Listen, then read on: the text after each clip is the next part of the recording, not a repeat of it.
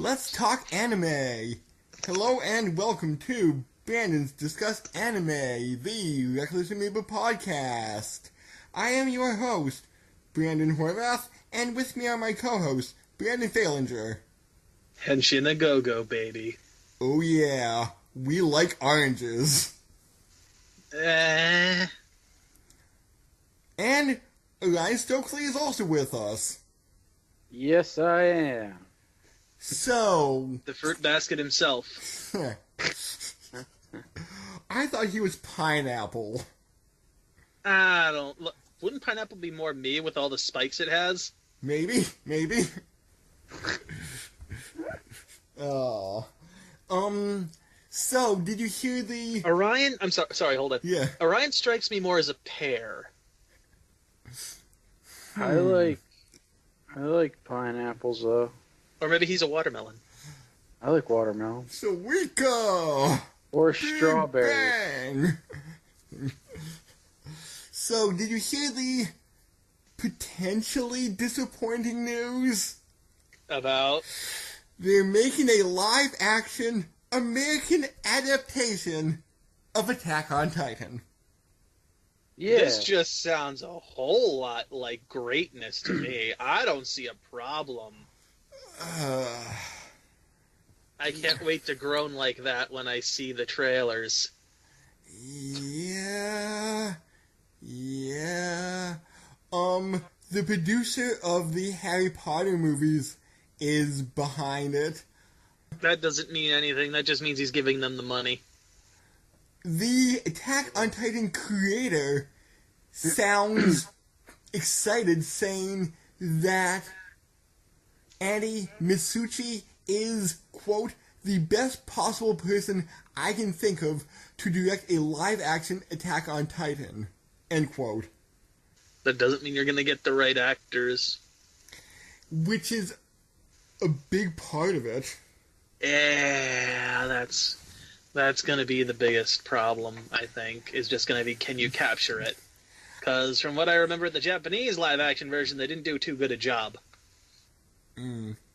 I think if you know the material, you have a better chance of adapting it well. If you do, yes, because then you're a fan making it for fans. The problem is he a fan of Attack on Titan to begin with? I kind of meant the actors. Well, the direct... It doesn't matter. Point is it fans of the series making this? Because otherwise it's just going to be a quick cash-in. Agreed. Like, that's the biggest problem. Are they just there for the paycheck? Oh, man. I also heard, speaking about anime and stuff like that, a certain anime movie got a Guinness Book of World Records the first hour it was in theaters. Oh, yeah? Which one? The very redundantly titled, and I'm probably going to butcher this title, Hugutu Pretty-Cure Futari Pretty-Cure All-Star Memories. It won the, longest name ever. No, the most magical warriors in an animated movie picture, with a grand total of 55. That, first off, that's such a stupid thing to be in the Guinness Book of World Records for. That's not even a real thing. So, that means we just make a animated short film with 200 wizards, and we can be in the Guinness Book of World Records for most magical warriors in an animated motion picture. Oh, of course it would be Pretty Cure. Of course it would. Oh, you do know of Pretty Cure? It's not even a good series. It's kind of like a reoccurring yearly Sailor Moon, from what I understand. Yep. Okay. So if you like your magical girl anime, there you go. I'm sorry, you need to do a lot to get me interested in the magical girl anime. Just, I know it's not marketed toward me, but still, it's just so bad. Although you said Karen might be interested in doing Sailor Moon Crystal down the line. Potentially, I'm not super looking forward to it, but potentially, because it is Magical Girl, and if nothing else, that one might help just due to nostalgia. Yeah. Since Sailor Moon is like OG Magic Girl. Yeah, and because when I was like, what? I would have been in not high school, in elementary school, I think, when I was watching that. Like when it was first on Toonami. Yeah. I remember on like... I didn't watch it religiously, I know that much. Yeah. All I know was on whatever morning block I used to watch, it was Sailor Moon, then Dragon Ball Z. So I always used to catch the end of Sailor Moon before Dragon Ball started. Yeah. I think that was part of the reason why I did watch it when I did, was just because there was nothing better on or something at the time. Mm-hmm. And it was like bumpered between two shows I liked. And you're like, I don't want to change the channel. Oh, Sailor Moon. I don't want to do any... Well, yeah, because we didn't have like guides or anything except for like the ones printed on paper at the time. It was like Sailor Moon, Hamtaro, and Dragon Ball Z. That fucking earworm of a show. Hamtaro? What? The Hamtaro intro is like an earworm. Dude, it doesn't go away. I love that show. I played the GBA game all the way to the end. I watched the show. I am not ashamed of it. I watched the show, but like, I don't know. I think back on it and I think, why did I ever watch it? At the time, I thought it was decent, but like at that point, I was just so into anime that it could do no wrong, regardless of what it was. Yeah, but now you have cash incense to worry about. Now I have developed taste. Thank you. Taste. I no longer have that disease known as shit taste. You don't like hamsters, dude? Hamsters are fine. In fact, I had a pet hamster, which just might be part of the reason why I liked it at the time. I had 2 hamsters, and then the one hamster ate the other hamster, and that was the last time I had hamsters. Oh my god. That actually, Why did you do that? That actually happened to my gerbils when it died. Like, my one was started eating the other. God. Yeah. Just not feed them, or what the fuck? No. Well, that's the thing. Like, we had food in the cage, and we thought the hamster escaped, and it buried. Like, the other hamster ate. Buried the corpse? Yeah, under the chips. What the shit? Yeah. It knew it did wrong, and it Yeah. tried to hide it. Is that what your gerbils did? No, it was like eating part of his face off, and we were God. like, no, and then I think we buried it in a candy box or something. Oh, that's dark. Why the fuck do they eat each other? Maybe it's like some natural reaction from the wild to prevent predators or something? It just seems weird. That's just weird. Why don't you just feed them fruit? Back on the topic? Yeah. Yes. I brought it back around. I did a good job. Yay. Good segue. You can't see, but I am bowing right now. Yes. I am bowing for the applause. Oh, God. Anything else? So you know that one game that I was debating on doing like a short series for, which it's still possible, I'd say. Which one? Kingdoms and Castles. Okay. Finally started playing that and found out what it is. It is literally like a town, like a city sim, but it's based in like medieval times. Ooh. So kind of think like what was it? Kind of think Planet Coaster style almost. Oh, cool. But with medieval buildings and castles and keeps. It's got a really cool like voxel style, so like a bunch of cubes. It looks really neat. It's very soothing to play. It's one of those things where you can just sit back and relax and just let it all happen in front of you. Maybe we should do Planet Coaster as an interlude before it switches back to Kiryu. I think we should build a new park, honestly, because the one that we've been working on is just kind of like gone insanity at this point.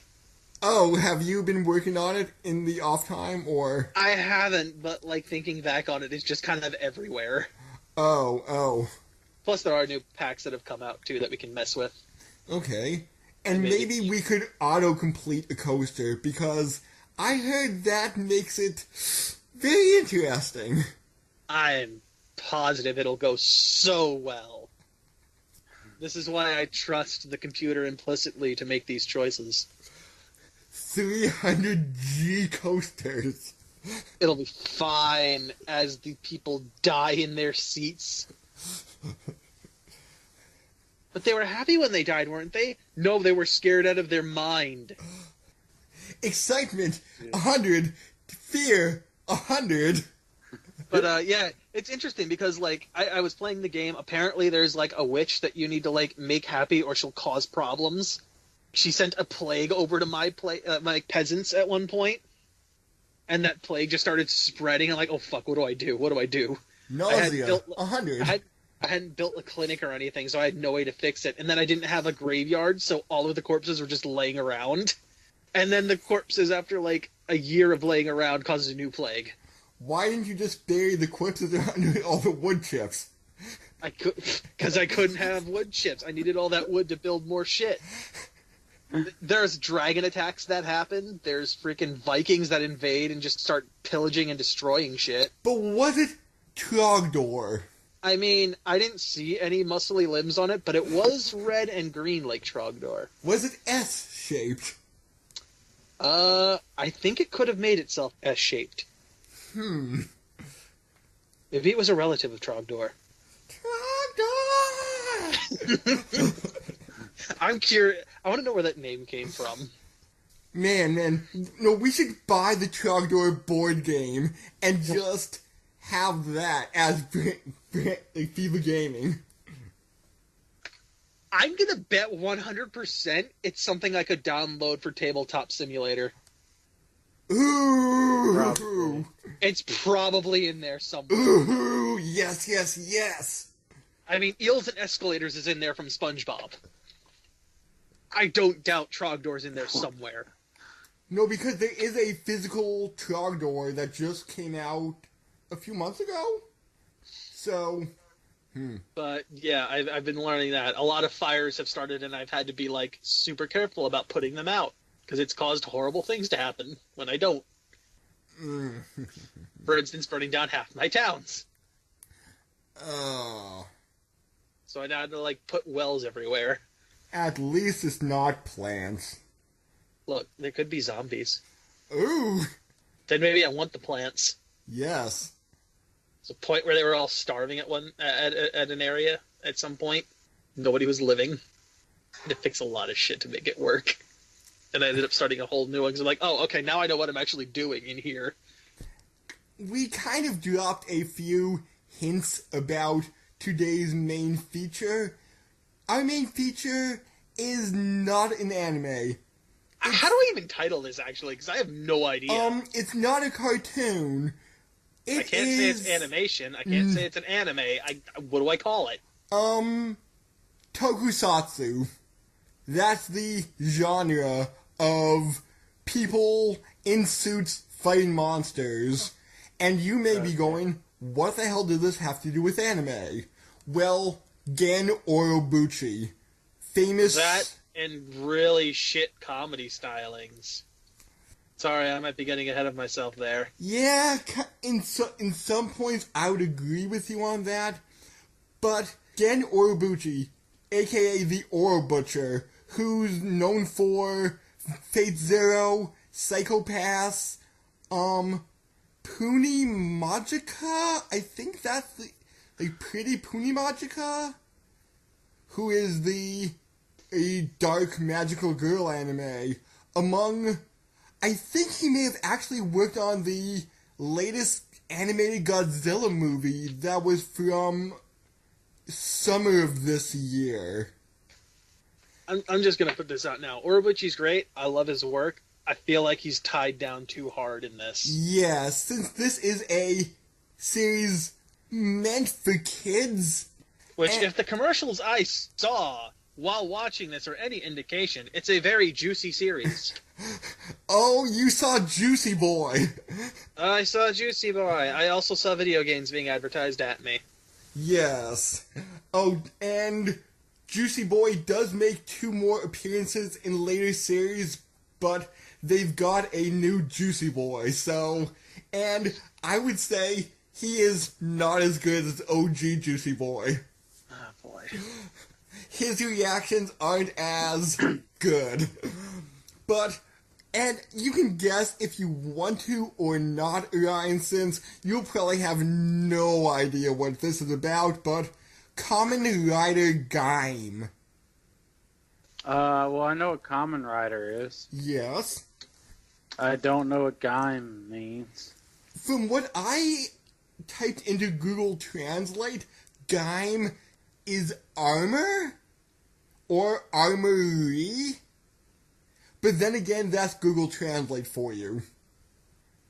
It's well, not. Like, it's half off. It's not. It's like half right. It's like Power Rangers. Actually, you know what? That's something I wanted to ask. What is the actual difference between Kamen Rider and Power Rangers? Or Wait, I guess Sentai in this case. Was like the first series just one dude? Yes, then, it was originally one guy in the beginning. Okay. Yeah, the Showa era, which was, I believe his birth name was Hirohito? I think that was the guy's name.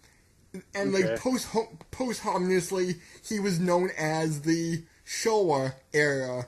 And then his son took over, who is Emperor Heisei, which his name is Akihito. And actually, interesting thing, Akihito will be the first emperor of Japan to actually resign, because he feels like he's getting too old to do his emperor duties. And Akihito is part of the Heisei period. So the Showa period were more cyborgs, and the Heisei period are more people in armor, or stuff like that. So, Sentai, or Americans know it as Power Rangers, a group of people fighting against evil things, while Kamen Rider, 2 or 3 on occasion, fights against an evil organization. It's less so about the group until more of the end. So the only real difference is just the way the story's laid out. Okay. And the amount of people, because I think in the one that's after this, Drive, you come across the main villain with like 12 episodes left, while in Sentai and Power Rangers, the main villain is there in the first episode going, haha, I will now invade Earth. Again, other than story setup and pacing, you know, in this case also order, I guess, it essentially sounds like the same thing. And this is just American me, who is a kind of fan of Kamen Rider, to put things, like the order of quote-unquote maturity of Tokusatsu is like Power Rangers is at the bottom, followed by Sentai is step up, then Kamen Rider is step up, and then the Garo franchise, another step up. Although Garo can get pretty dark. Yeah, I just thought of when Homer's outside of the gym Oh yeah, And it's just like, Gaim. Gaim? What's a What's a Gaim? Gaim? Oh my god. He goes in, he's like, oh, Gaim. Gaim. There's a meme going around with Kamen Rider Gaim inside. Oh my fucking god. Oh, Gaim. And although I heard there was a Garo animation, which we may want to check out down the line, because I did see they had some pretty epic sword fight scenes for animation. I mean, I kind of want to say that to this, but then I remember how floppy the weapons are. Oh, yes. So, I think I may have showed you a picture of him, Orion, a few years back, but he is a orange samurai. No, he's not orange colored. I mean the fruit. Is that what the enemies are, or what No. the theme is for the season? The theme of this season is fruit and armor. So you have a knight who's themed after a banana, a Chinese warrior? I don't know the name, based on grapes. You have a Viking. Chinese warrior that literally has a Gatling pistol. Yeah. You have a Viking who has a acorn hammer. The hell? I know it sounds weird, but I think it works in context. It works with the transformation sequence. I'll give it that. Like, when you first tried to tell me about this, I'm like, that sounds really fucking dumb. But when you see the transformation sequence, it makes a lot more sense. Cool. Mm-hmm. Look for the kiwi. I like the kiwi best. The tier 2 power of lemon and orange with the whole... Yeah, kiwi, it is pretty cool. What would you call that? Like the metal vest? I'm not too sure what you would call that. They called it arraignment in the show. You could just call it accessories, I guess. The accessory in the actual Japanese language is Jinba arms. So, my favorite is the tier 3, the Kajidoki or triumphant arms. But kiwis have chakrams, though, and chakrams are badass. Yes, the kiwi was one of my top 3. Top 3. I did like the mango, though. The mango was cool. Oh yeah, with the giant hammer. Yeah, he's got a giant mace. Like a war mace, almost, like it's two-handed. cool. Yeah. Like, there were weapons I was thinking of, I'm like, why didn't they use those? Like, there's no bow staff.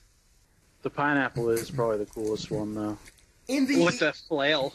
In the Yeah. extended material, Ryoma does have a... I can't think of it now. A fencing weapon. It's rapier. Rapier, thank you. What fruit was that one? Lemon. Wait, still lemon?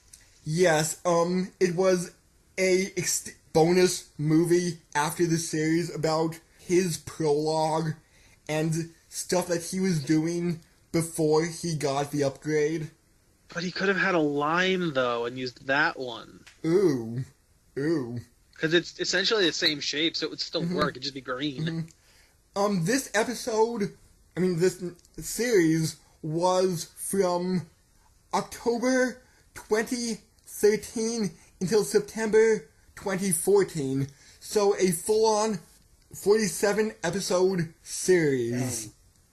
Typically, that's the same with every Kamen Rider. What one-year series moves on to a brand new cast, like brand new villains, brand new everything.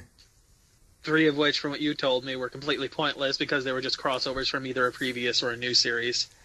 I'm talking about more of the movies, since they did have a winter movie, which is the current one, fighting alongside the past one.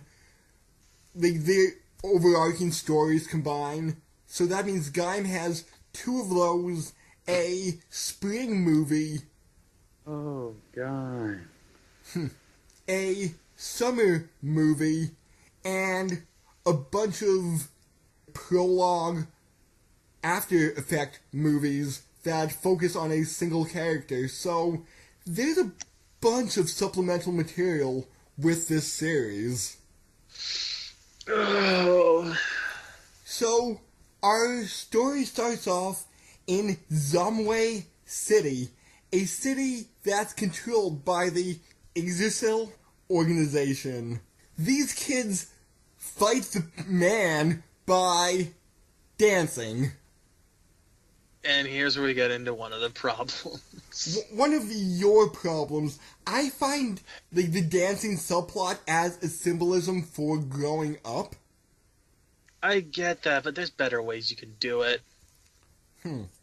And much like medieval times and warlords, these people are trying to claim land by having battles with creatures called Invis, which are summoned through this year's toy of the season, the Lockseed.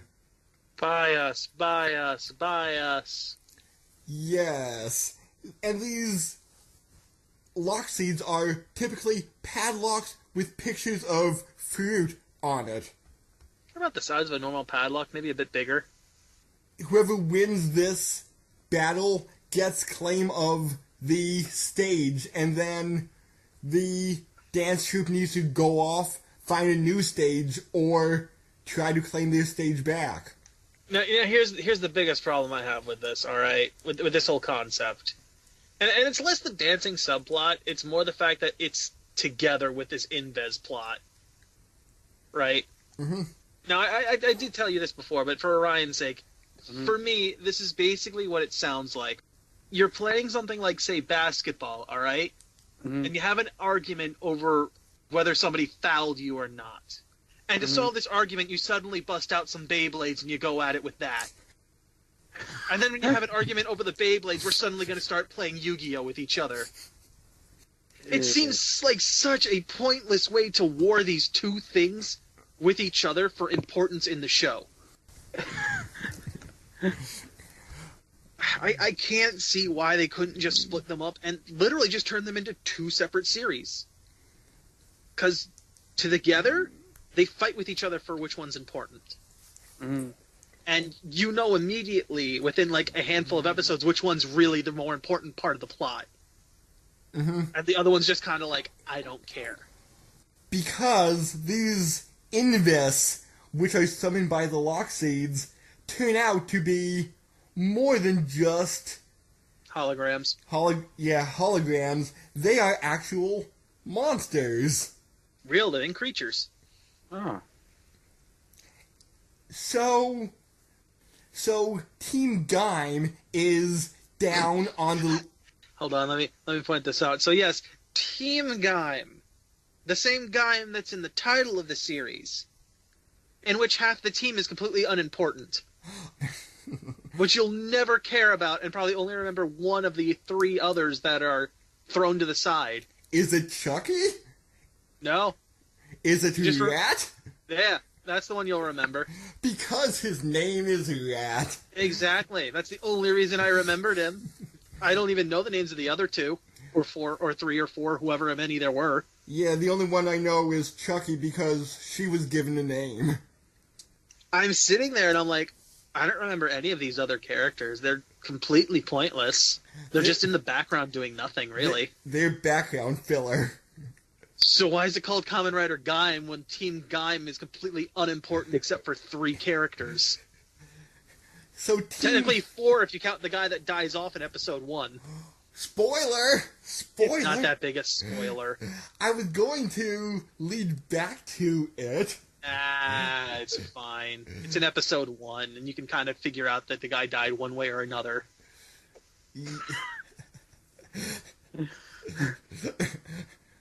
Okay, so Team Gaim is down on the rankings, so the lock dealer, who is... Hold on. I'm sorry.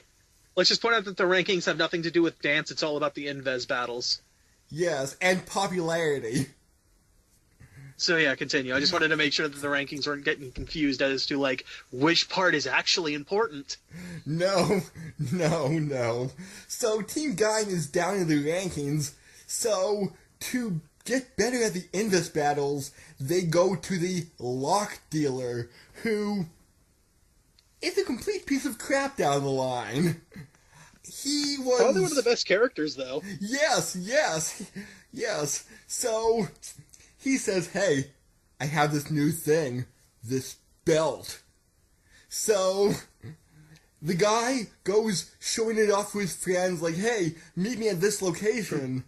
So our main protagonist, Kota Kuzabara, is...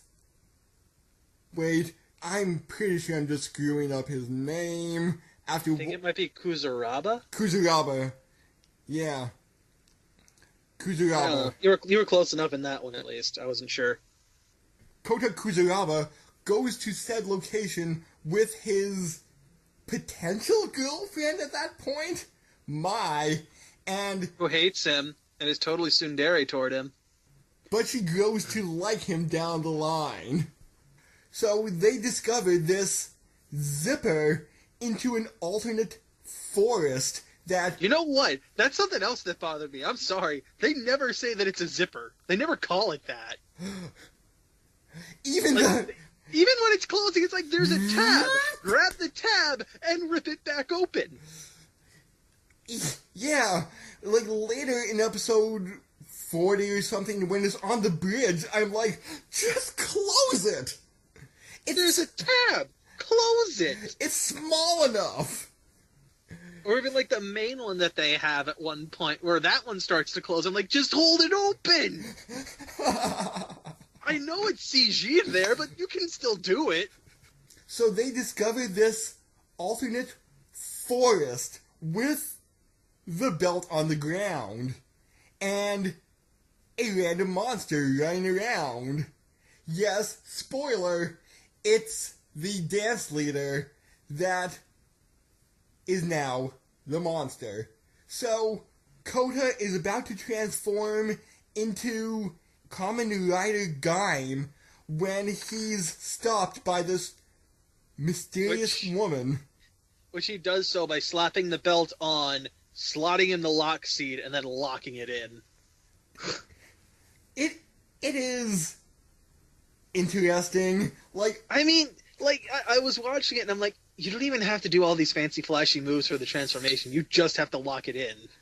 But flashy moves is a He spent like an entire 15 minutes or something just trying to figure out how to do the perfect transformation moveset. And I'm just like, this is such a waste of time. Why? And then his sister walks in on him. Oh yeah, and he's like transforming back and forth every half second. But this mysterious blonde woman comes up to Kota and says, "Are you sure you want to do this? Your fate will be sealed." And she disappears. Throughout the series, she shows up saying, "Be sure that you're making the right choice. Your fate will be sealed." Like, there'll be no turning away from fate once you take this path. Go ahead. Which I found is a thing in Urobuchi's work, like fate and how it works with and against people. Well, I mean, that's perfect for the Fate series now, isn't it?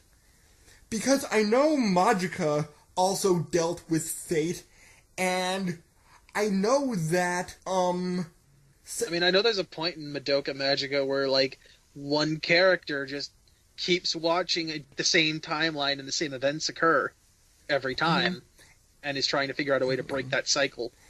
I'm not too sure if Psychopaths kind of dealt with fate a bit, in the fact that, like, you're the only one that knows the truth about the system. Will you choose to stop it? It's that and the fact that the system is deciding fate for everyone. Again, this ties into Urobuchi's favorite trope of dealing with fate. I still feel like Urobuchi's kind of like... I don't know if he decided to do this one for a challenge, or if the paycheck was just too good to pass up. Just because it's a kid series, it does feel like he's, like... toned down a bit. Heavily. There's still some gruesome points, or at least points where you can just leave it up to your imagination at how gruesome they would be, is what I should say. I would love to have known what it would have been like had they not been forced to tone it down. If this took more of a Garo style of maturity. Yeah. Did you ever see Garo or heard of Garo? I think you've mentioned it once or twice before. And just jumping to Garo for 1 second, I only saw like 2 episodes, and I really want to get into it, but he transformed mid-freefall out of a building, sliced through a demon, and landed in human form. So, all in like a span of 8 seconds, he slayed a demon, which I'm... And I'm like, that's kind of badass. Oh man, is he gonna give Dante a ride for his money? No. Oh, and do you know why they were called Inves? What the naming thing behind it is? I thought I asked you before, but you didn't know at that point.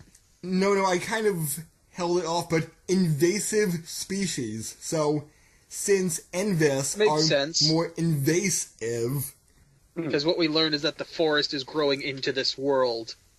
And there are certain fruits that grow in the forest that the Invis find delicious, that can evolve them into our monster of the week, which surprised me that there were so few suits. That's what I noticed too. I thought there were a few more. It feels like there's less than 10. Which is like aside from like the highest tier levels, in which there's like 3 of those, or 4 technically. 5, I think. Maybe. There was the turtle, the peacock, the... Oh yeah, I forgot about those guys. Yeah, the blue... No. The blue was one of the normal ones. Yeah. The white, the green, the first red one. I was thinking more along the lines of like the Overlord levels, but you know. Yeah, that's what I was talking about. Yeah, you got the white, the red, the green, for the 3 big ones. The peacock, the turtle, underlings. Yeah, because those two were only used like for one time, and then you had like the other transformation for one of the characters. Yeah, and I'm not too sure if you listened to the dub of Yu-Gi-Oh at all. I did.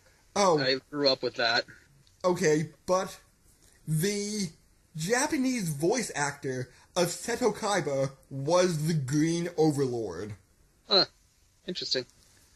Which, I was just looking at voice work for this, just to see if any names were in, and I'm just like, oh really? He did the voice of that. Alright, so let's also point this out. There's a character in here that eventually we get revealed to be named Kaito, who is from the main other dance crew that versus Gaim a lot, okay? And he has a ideology of the strong must crush the weak, because that is only way to prove strength. Might makes right. While Kota believes that strength is built through helping others and being strong-willed. Friendship forever. I wouldn't say that, like, the friendship is as hardlined as Forze, which I hated Kamen Rider Forze since that he befriended the evil high school principal who was the mastermind behind the entire series, and the principal says, I never really had a true friend. And then, as the principal died, he made everything right. So it's Naruto. He just talk no jutsu'd everyone. That's basically what Forze is. Oh my fucking god, why? He beats up the monster of the every other week, since... Actually, that's something else I want to get into. For the past 5-6 seasons before this, it had 2-episode arcs, and Kamen Rider Gaim broke that because it seems that each episode was basically either standalone or part of a greater arc. Mm-hmm. Before, it used to be, okay, part 1, part 2, new story, part 1, part 2. maybe like 4 episode arcs, but that's as big as you're gonna get. Well, my point in bringing up Kaito right away is because it reminds me of Yu-Gi-Oh! Zexal, where there's literally God knows how many points where there's characters screaming the name Kaito, which is the exact same in this. Yes. Like, I'm sitting back and I'm like, is this like 3 years ago when I was watching Zexal? What the fuck's happening? Kaito! Kusabara! Kaito! Just sitting here like, why?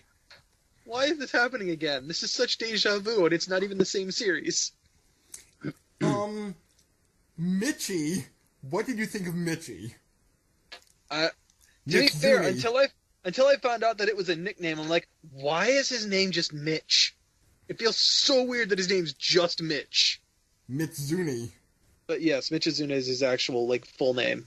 What did I think of him, like, overall, or at that point in the story? Like, overall, did you find his character arc from betraying everybody for his own means? Like, a lot of the problem for me when it came to him was just, what is your end goal? Because the more he talked about it, the more I felt like, no, that's not really your end goal anymore. Like, you've stopped making that your priority.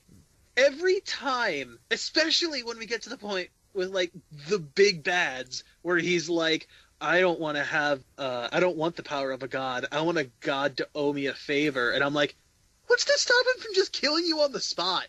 You are literally nothing at that point. You cannot stop him. If he wanted to kill you right then and there after he ate that fruit, you're dead. You can't stop him. You can't barter with him. You're done. Why are you... There's no way this works out for you no matter how this goes down. Yeah. His logic is just gone by the end of the series. Because I think he kind of went insane near the end. Oh, he did. And I'll tell you this right now, there are better mediums that handle that far better. I know. One of which is a game that we will be playing later on down the line. Ooh. You will get to see a character just completely break down and lose their mind. But Yggdrasil knows of the forest, and they're trying to save humanity by making 1 billion belts by the time the forest is completely overtaken Earth. The problem is, there's more than 7 billion people on the planet. You have left out a key point here in that the belts allow them to eat the fruit without the fruit corrupting them. Mm-hmm. Eat the forest fruit without corrupting them. By simply plugging the seed into the belt, you can gain the nourishment from the lock seed. Yeah, whenever someone that's holding a belt grabs the fruit, it turns into a lock seed of some sort. But yeah, like you said, you can just shove it into the belt and then you get the nourishment from it. It doesn't seem to have a rhyme or reason on what kind of seed you get. Yeah, it just seems random. Either that or it might be like, is it a newer fruit or an older fruit that is ripened? Mm-hmm. But there's no physical indication as to what that is or how to tell the difference. Questions yet? Plenty. Yes, you probably have a few, Ryan. Yeah, so far, am I understanding that the bad guys, like, corrupted the fruit in the world or something? No, there is... In fact, it's the opposite. The fruit is corrupting the monsters, or whatever they originally were. Okay, so they're making these belts so people don't get corrupted? Yep. Correct. So they don't have to beat people up. Yep. That turn Essentially. into bad fruits. And that's one of the overlying motifs in Kamen Rider. Enemy faction shares the faction of the heroes. So, what's another power down the line? The icons, which allow you to control heroic spirits throughout time. So, the villains have their own set of icons, while the heroes have their own set of, like, heroic people. Okay. Or in Fies, let's use for an example, you find out that the heroes are actually working for the organization they're fighting against under a different name. So, since the villains are powered by the fruit in its basic form, while the heroes are powered by the fruit in its purified form, kind of? You could say it that way, yeah, sure. That works. Okay. And down the line, 4 members of Yggdrasil become Kamen Riders themselves, using a brand new toy belt. Yeah, this one turns the fruit into quote-unquote soda. Which is bad, right? It more juices the fruit. So why it's not called juice, I don't know, but it's called soda for some reason. Yeah. And down the line in the summer movie, the Pinecone Rider gets the upgraded belt, and he gets liquid. So Pinecone Liquid. I don't even want to know what that tastes like. Probably how it smells. So what belt did you prefer, Probably worse. Brandon? Did you prefer the Sengoku belt with the knife, or the Genesis driver with, like, the blending action? I'm gonna be honest, I prefer the original.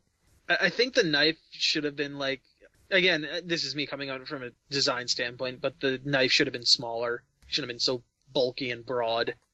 I think... And honestly, it just looks like you're pissing a freaking, like, neon color whenever you use that Genesis driver. I think in the SIC figure line, which is less man in suit, more physical armor, I think the knife may be a little bit smaller on there. I think the biggest problem I had with it was not the so big part, but the fact that the knife was, like, so thick. Because it was almost like 1.5 to 2 inches wide. Mm-hmm. Like, from the base of the belt pulling out with how thick that was. Oh, so you wanted, like, a thinner blade. I would want it squished flatter. Mm-hmm. Yeah. And can we just talk about your favorite character, Oren?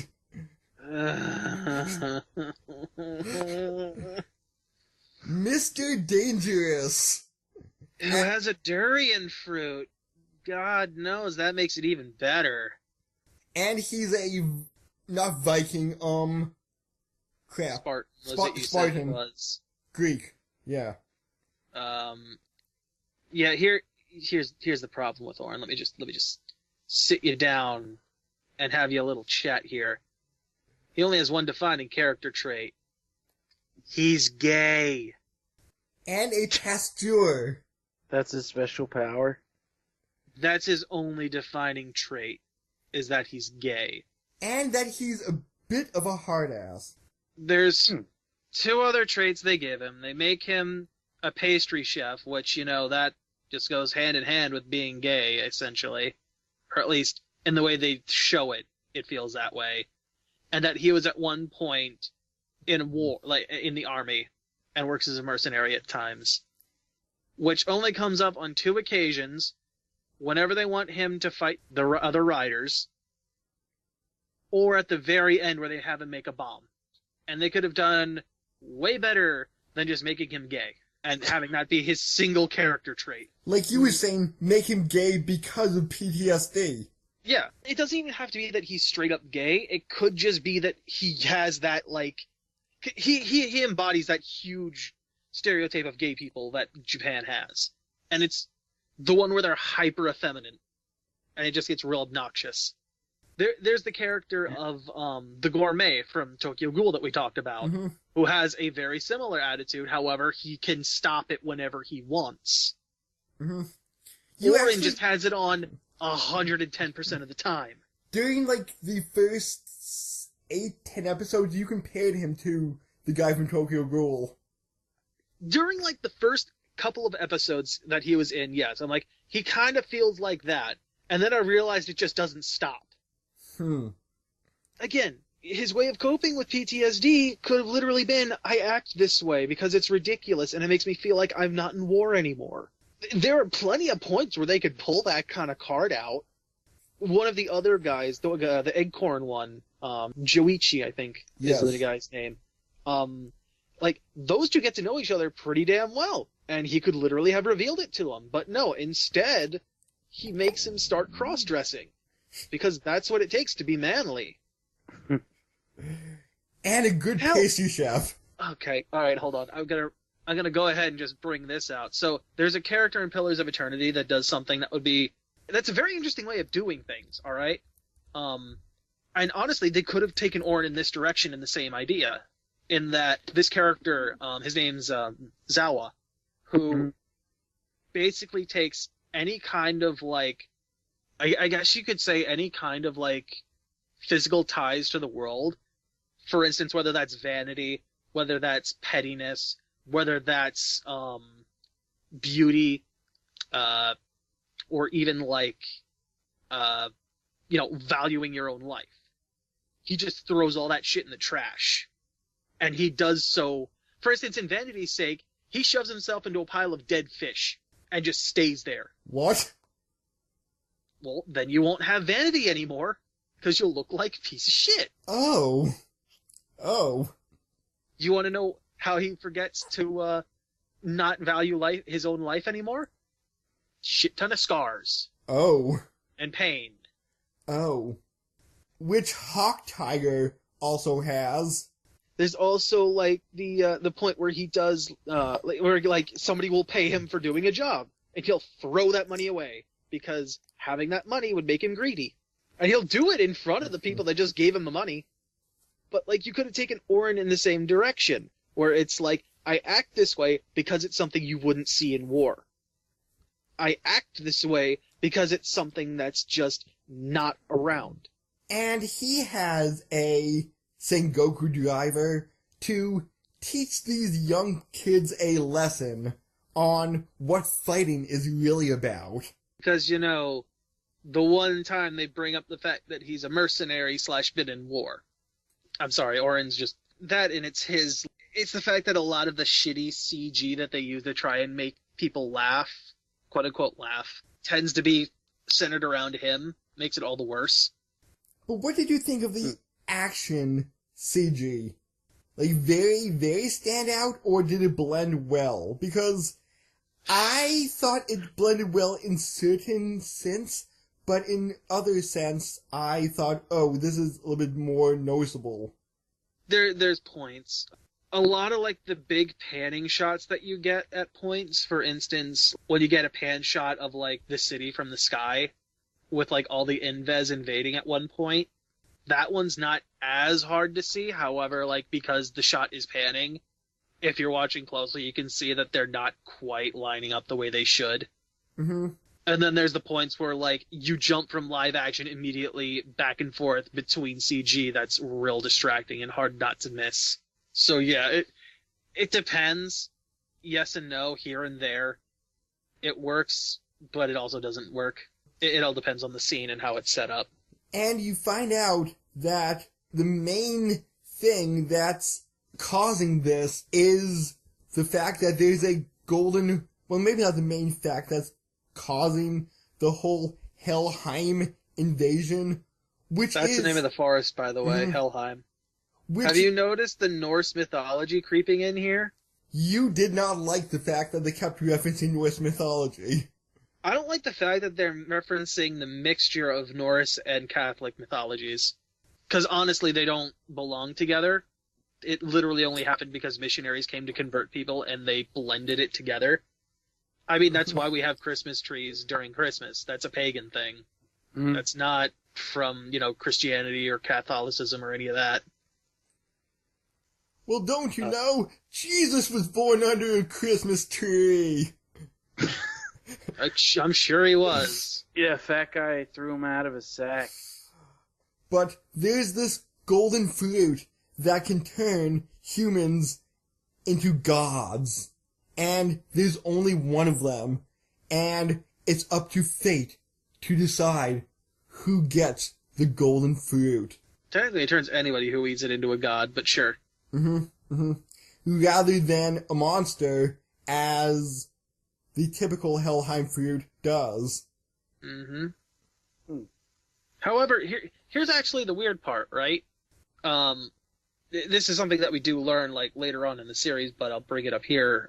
It's the fact that the wish on the previous person that dealt with the forest became a god was that his people would be able to survive in the forest, which didn't mean changing the forest, it meant changing the people so that they could survive off the fruit. And that's why we have the Invis running around. Or not, how should I put it? Yeah, it basically made it so that anyone that ate the fruit would become the Invis. So, which is why humans or anyone else that eats the fruit as is become corrupted and Invis because of that wish. Actually, here's the other thing, and this is something actually that we should probably think about because I don't think it's ever mentioned. Mm-hmm. How many civilizations has this forest gone through? Because we only see the last one. Mm-hmm. And then in the final episode, episode 46, the next potential one. Yeah, the next potential one. But, like, how much further back has it gone? That's kind of worrying to see how many other civilizations went through this destruction. Well, that's the thing, right? How many of them didn't go through the destruction? I mean, from what the one character... Yeah, what Sagara says, I wasn't sure if I should reveal the name or not here, but sure. Okay. From what Sagara says, this is the first time, the way this series ends, is the first time he's seen it done this way. Now, whether or not that means none of the others survived, wholly, that's not ever revealed. And Sagara is a very mysterious DJ! He's the one who has his own internet show about the ranking on the Invis fights. And all throughout the series, you see him working with Yggdrasil, helping them out. You see... That's another thing. Because when he comes in and they're like, Sagara, the first part of the plan is finally done. You can finally put this behind you. They made it, and maybe that was just, the subtitles I was looking at that just translated it wrong or mistranslated slightly. It made it sound like he was still part of Yggdrasil, not like a third party that was brought in the way it ends up being revealed later on. And that's one... I thought he was a main part. And that's one of the big things that's in the whole Kamen Rider thing. Who has the best subtitles? Because I believe it's Overtime and TV Nihon are like the two big competing subtitle people.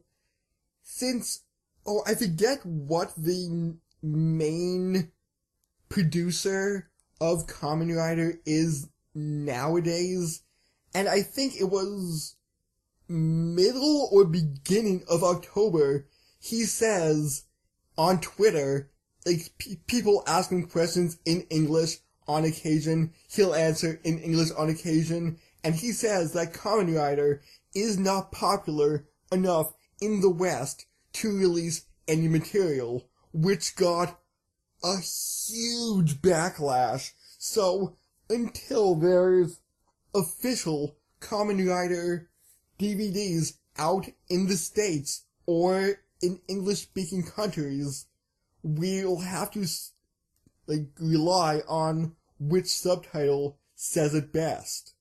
Honestly, I'm kind of surprised they haven't done a streaming service for it yet. Or put it on one. I think it's Jew Ranger up until Time Ranger, which is, Power Rangers... I'm sorry, back up. Did you just say Jew Ranger? ZYU. Call this a bagel? Okay. I thought you said Jew Ranger, and I'm like, does he just have a Star of David on his chest or something? That's actually the pronunciation of it. Jew. ZYU. That is so weird. But then again, V is pronounced sometimes as B in Japanese. Oh, we're gonna celebrate Hanukkah and whatnot, yeah? Yes, which is, I think, Power Rangers Season 1 up until I think it's Time Force. Hold on. I'm sorry. I need to bring this up, and I hate to interrupt you again, but I just thought of this, and it's brilliant. Go. So, if they do make a Jew Ranger, can they just get Danny Avidan to play the main character? Can they just get Danny from Game Grumps to play the main character? Because God knows he'd be more than happy to do it. That would be amazing. He just takes off the helmet. You just see like the giant poop of the Jew fro coming out. Holy shit. But I think Shout Factory. What is later, yeah?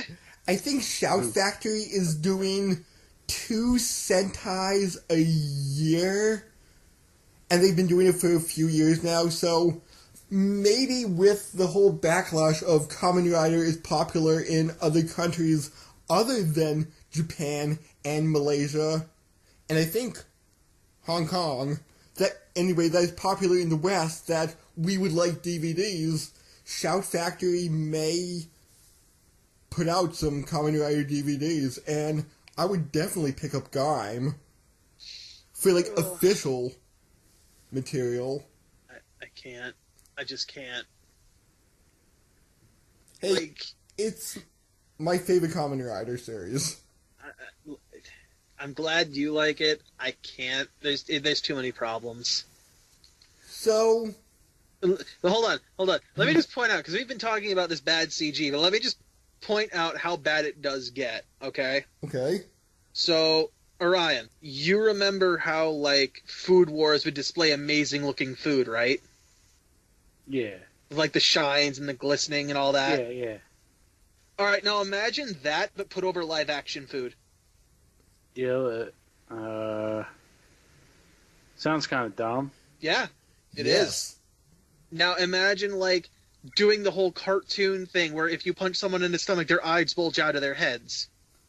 Yeah, that's always... Now put the CG eyes on a person when that happens in live action. Yeah. Yeah, but it's not constant.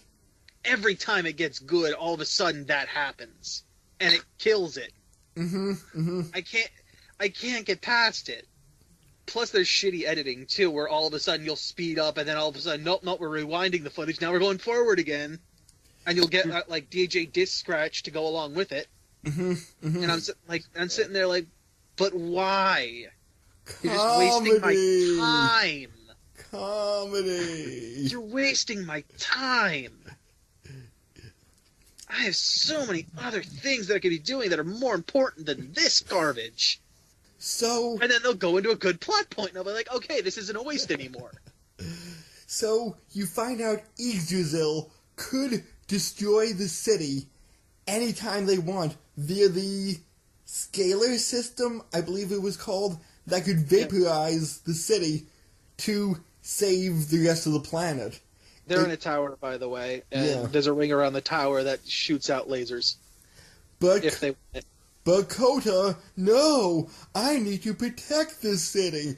I'm going to blow up the scalar system! Screw the rest of the world! Screw the worlds, I have power. So, after being in a funk for the past 2 episodes of I killed my friend, I killed humans, what am I to do with my life? He gets his mid-season upgrade, which is my favorite, Kajidoki Arms, which is this heavily armored samurai with a DJ gun sword. Just imagine the dubstep playing out of it, because that's really what you're getting. It's a dubstep gun. Also dubstep's sword, when combined with the sword of the season. Which, I didn't care for the gun part, but I liked the sword bit.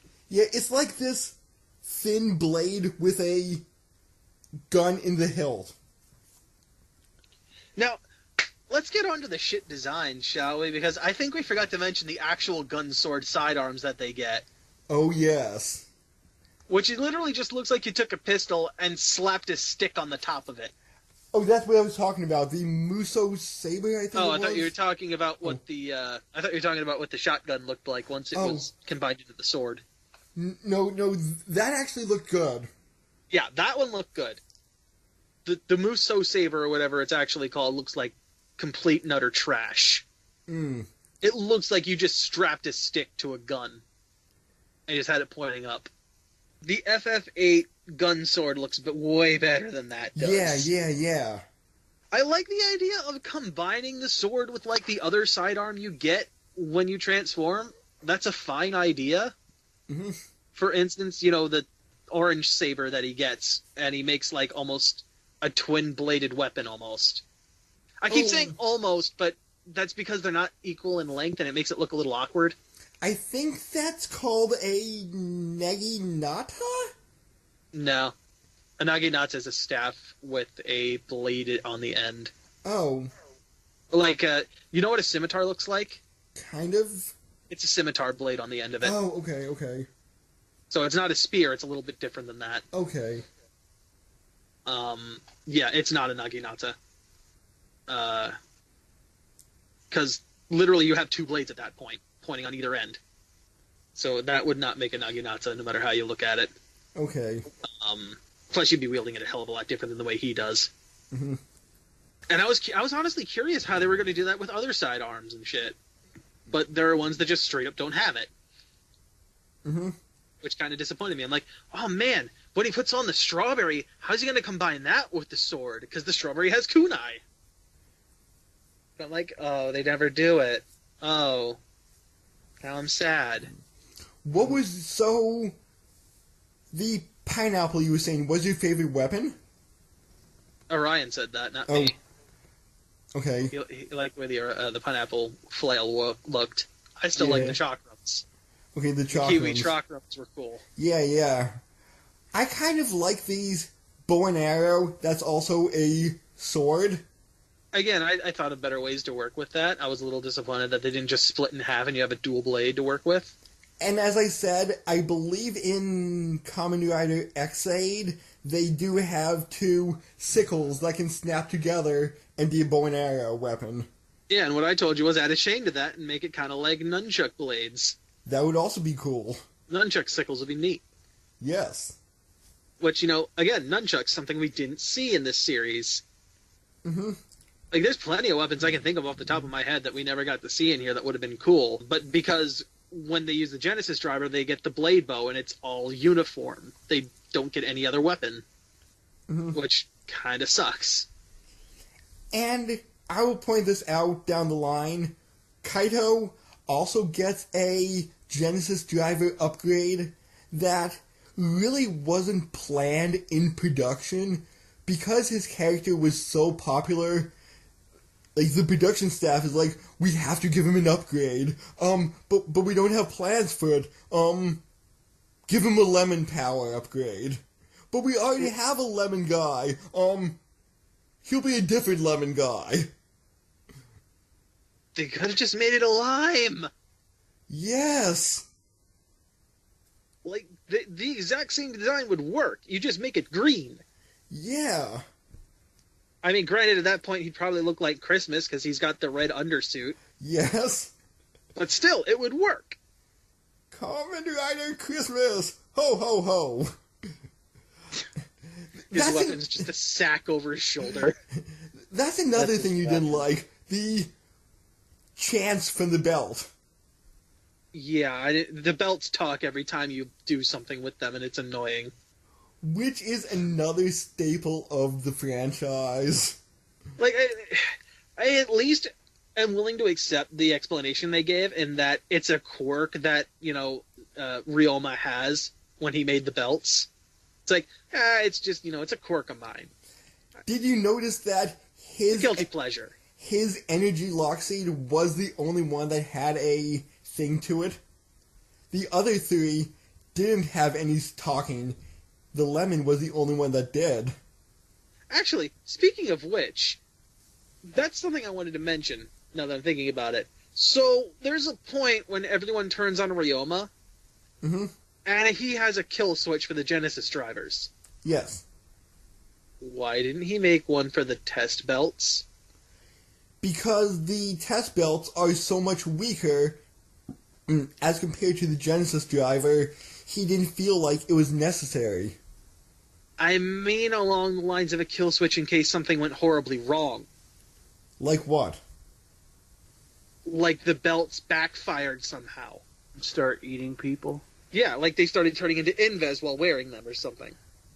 Like, if the belts didn't work the way they were planning to work, and they backfired like that, why wouldn't you have a kill switch in place just in case?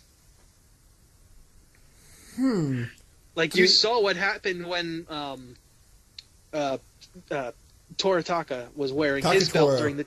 Takatora was wearing his belt during, like, the experimental sequence. And he just got, like, completely electrocuted at one point. And Ryoma had to run in and rip out the lock seed that was put in there.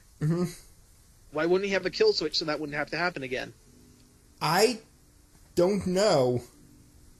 Like, there's points where you think about it, and it's like, but why wouldn't this be here, or that, or this?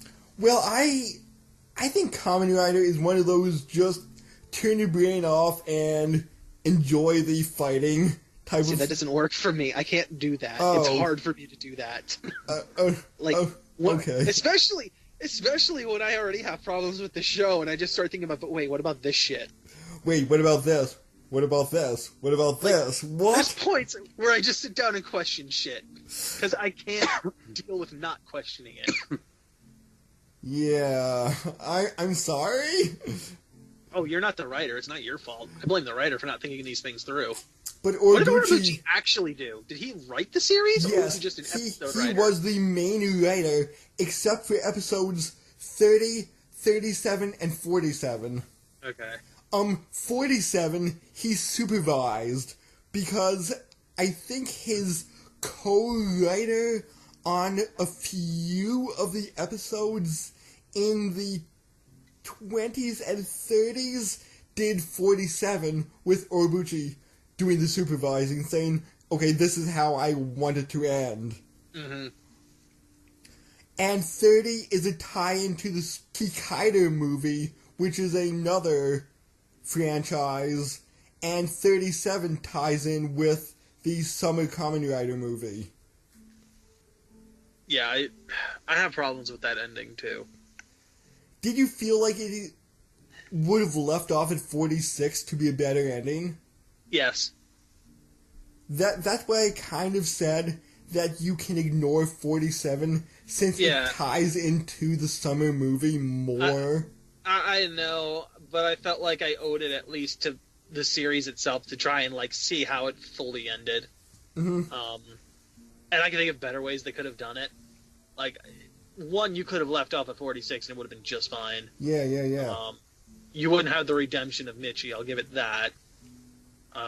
However, the way they did 47 just didn't feel right.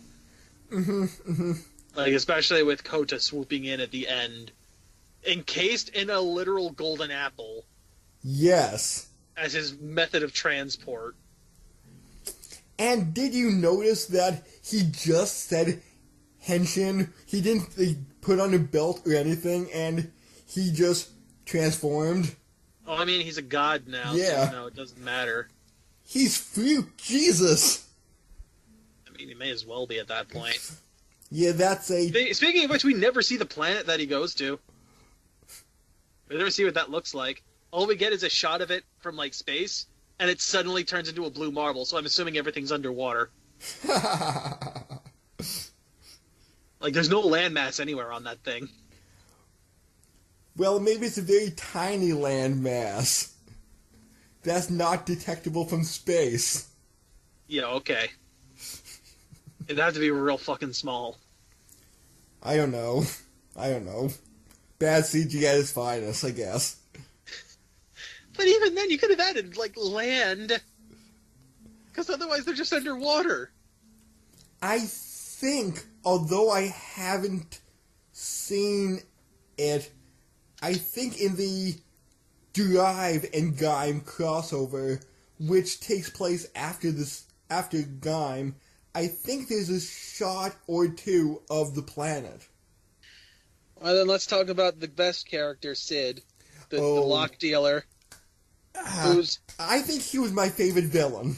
He's the best. All right, I don't care what anyone says. He's the greatest villain in this series. I don't give a fuck about the king.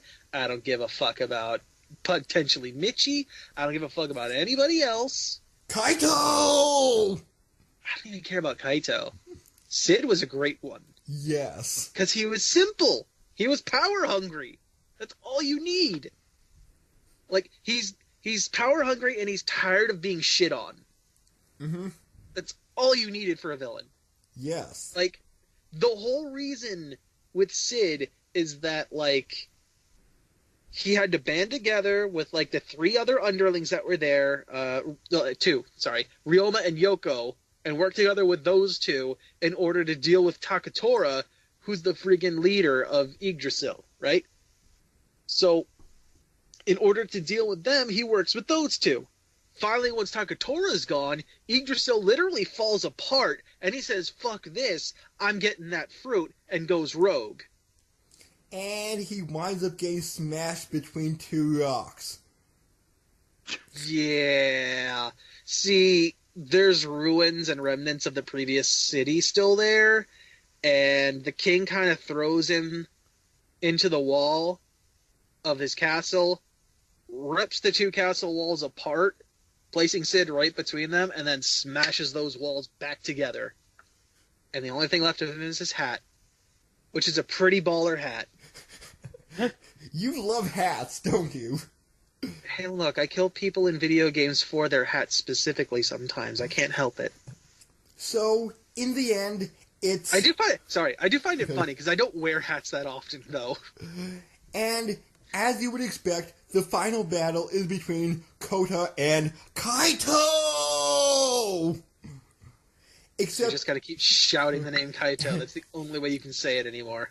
Except Kaito has turned himself into an overlord, which is the highest form of Inves, and he wants the forest to overtake humanity to prove who is the strongest.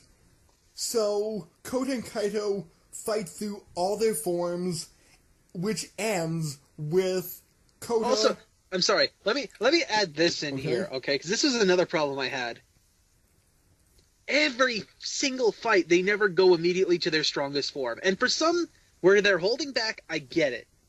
But there are points where they have to fight like random-ass Inves, where they just don't go straight to their final form to deal with them immediately. The fact that they end up having to build up makes no goddamn sense. Just like Goku. In Dragon Ball Z, it makes sense, right? Goku and Vegeta and any other Saiyan, it makes sense. It's to test how far they can push themselves in the form they're currently in against someone else. Mm-hmm. For them, it's a test of their own strength at that point, as well as others. In Kamen Rider Gaim here, there's no reason why they wouldn't. And like I said, it all depends on the writer, because sometimes they jump immediately to final form, because I think when Wizard got Infinity, he would be pulling that out left and right, only going to basic now and then. My point isn't that it's the writer's fault. My point is that from a story perspective, it makes no sense. Like, from the character's perspective, it makes no sense not to immediately go to full power. Yeah, I can see that. Like, I get Triumphant Arms into Fruit Basket because there's a specific order that those two need to be assembled in. But why wouldn't you just go Triumphant immediately, is the question I would have. He Against did a random once or twice. invasion of Inves. He did once or twice near the end. Once or twice near the end. When there's, like, at least half a dozen other times when he should have done it anyway. Yeah, agreed. That is one of the most weird and nonsensical points in there, that you wouldn't just do that. But I'll tell you this too, quick. You'll also get that same inconsistency in DBZ Super in that last arc as well. There will be very awkward points where, like, somebody's out of power, but now a couple seconds going by and now they're suddenly got full power again. Where it doesn't make any sense in consistency. Yeah, I really need to start watching that again. Yeah, probably. Yeah. And like I said, it all depends on the writer, because sometimes they jump to final more often, But I think Orobuchi has a way of doing things that's like leveling.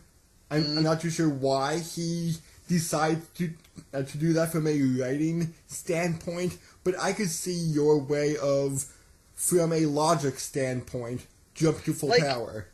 Like, the way they explain the whole raiment system and, like, the accessory pieces, how they had different specialties to them, that would make sense to me, right? Mm-hmm. Like, going for the peach raiment made sense, because it gave him, like, the ability to hear people's thoughts and pinpoint them as to where they're at. Well, not hear people's thoughts, it just accelerated his senses to, like, high levels. Wait, does that mean Michi was talking when he was down at the bottom of the road? Because it didn't look like he was saying anything. That's what the wiki says, that it gives him accelerated senses. It doesn't give him the ability to hear people's thoughts. Okay. Because it didn't convey that very well then. Mm-hmm. And like I was mentioning to you earlier, that although it's available in the toy, like, he never goes Jinber Melon, or in the case of the subtitles we were watching, Melon Raiment. Wait, did he actually get the melon itself? No, he did not. Yeah, so that would make sense as to why he doesn't have it in the show, but as to why there would be a toy version of that, I have no idea. Although, I believe in a side story, Takatora goes Melon, and gets, like, a different Melon Raiment. Well, that's the other thing, too. Like, there's so many different combinations they could use, but they never touch.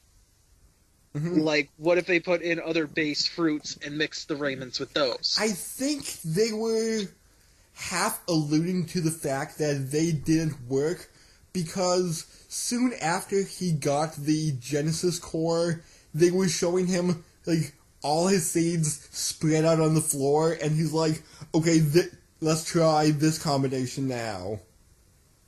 I mean, that would be great if they would have just shown it. It would have taken a couple seconds to just say, oh, this doesn't work. Like, I would understand watermelon not working, considering it's basically just a full-on mecha. Mech, yeah. Like, that one would make sense, but as for, like, the others... Hell, all it could really do is maybe even just give him another different weapon at that point. Although, I think in supplemental material, somebody had dragon fruit and just regular... No, it was blood orange.